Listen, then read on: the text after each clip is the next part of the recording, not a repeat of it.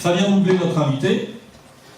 Alors Fabien Mouglet est un lanceur d'alerte écologiste français, auteur de nombreux articles et de tribunes sur les éoliennes dans Économie Matin. Depuis 10 ans, il dénonce le désastre écologique et financier des éoliennes. Alors, moi je voudrais d'abord passer un message d'espoir. Je dirais que c'est mon premier point ce soir.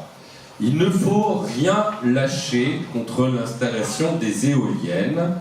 Et après 10 ans de combat, avec des camarades comme Hervé et sa femme, qui sont ce soir présents, Hervé étant le président de Belle Normandie Environnement, BNE, eh bien, nous avons œuvré depuis des années pour le fait de rendre public la nocivité de ces monstres d'acier et de fibres de carbone.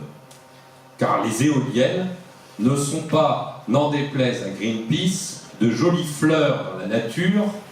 Ce sont des monstres composés de béton, de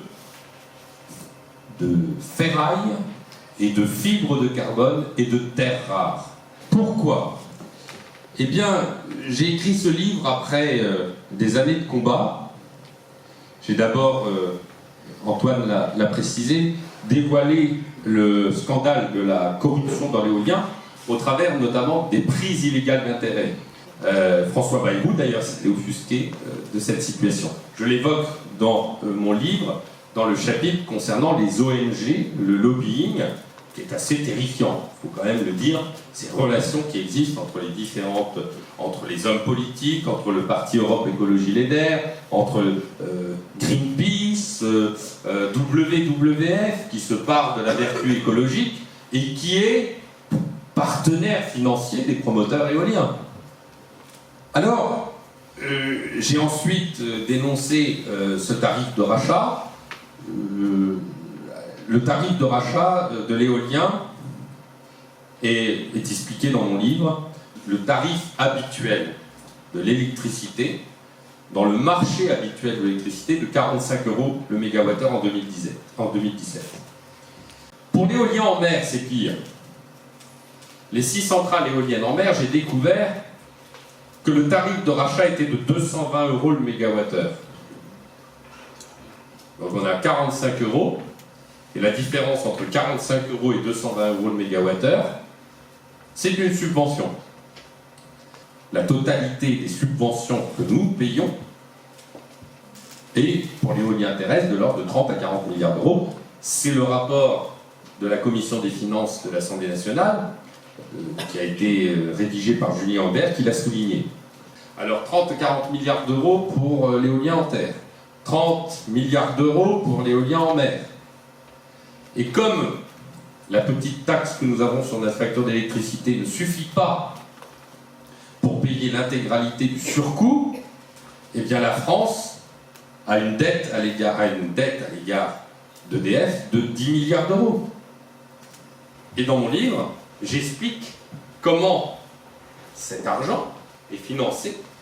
Il est financé par la facture d'électricité, et pire, c'est ce qui est à l'origine de la crise des Gilets jaunes, il est financé par les taxes carbone sur le diesel, puisqu'en fait, ces taxes carbone sur le diesel servent à financer ces subventions aux promoteurs éoliens. Bon, vous imaginez, on est en train d'investir 100 milliards d'euros pour des infrastructures qui seront sans utilité dans 20 ans. C'est juste un scandale. Mais malheureusement, ça n'est pas qu'une imposture financière. C'est aussi un scandale écologique. J'avais commencé à évoquer la question tout à l'heure dans mon introduction. C'est un scandale écologique dans les matières utilisées. Les pales des éoliennes sont en fibres de carbone, non recyclables. Aujourd'hui, tous les professionnels du recyclage, et je donne les sources, précisent que les éoliennes ne peuvent pas être brûlées et que ça constitue un énorme problème. Elles sont jolies les fleurs en Greenpeace, hein. Alors les promoteurs éoliens, quand j'ai sorti ça, évidemment, ça fait l'effet d'une bombe, disent il n'y a plus de terres rares dans les nacelles. Pas de chance. De manière documentée, le plan pluriannuel de l'énergie, publié par le ministère de l'écologie, nous précise bien que les éoliennes sont le moyen de créer l'électricité qui exige le plus de terres rares. C'est l'extraction de terres rares est tellement polluant que tous les pays occidentaux ont arrêté de le faire dans leur pays. Et ont laissé la Chine réaliser ces extractions de terres rares. C'est la raison pour laquelle la Chine a le monopole mondial, parce que ça a des impacts environnementaux considérables. Il faut environ 200 kg pour une petite éolienne et 1 tonne de terres rares pour une éolienne en mer. C'est indispensable pour les éoliennes en mer, pour des raisons liées au caractère marin de ces éoliennes. Alors, il y a encore une autre imposture. Parce qu'on nous dit, ouais, mais les éoliennes, c'est pour sauver le climat. Ah, on va sauver le climat parce que les éoliennes vont empêcher les émissions de gaz à effet de serre. Bon. Alors, cette intermittence, eh bien, comme le système électrique doit en permanence, parce que quand l'éolienne ne marche pas, on n'imagine pas que le TGV s'arrête, hein. Et donc, comme l'entreprise nucléaire n'est pas pilotable, on est obligé de compenser les creux de fabrication d'électricité d'éolienne par des usines au charbon, au gaz et au pétrole, qui sont fortement émetteurs de gaz à effet de serre. Et donc on en arrive à la contradiction que plus on installe d'éoliennes, plus on est obligé d'utiliser des matières fossiles contre soi-disant, on était soi-disant en train de lutter par les éoliennes. C'est le paradoxe incroyable.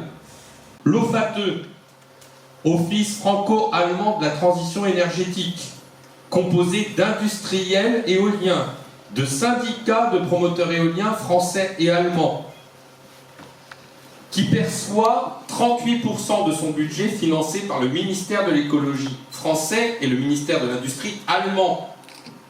Donc, touchent des fonds publics, ils sont abrités dans les locaux du ministère de l'écologie. Un lobby.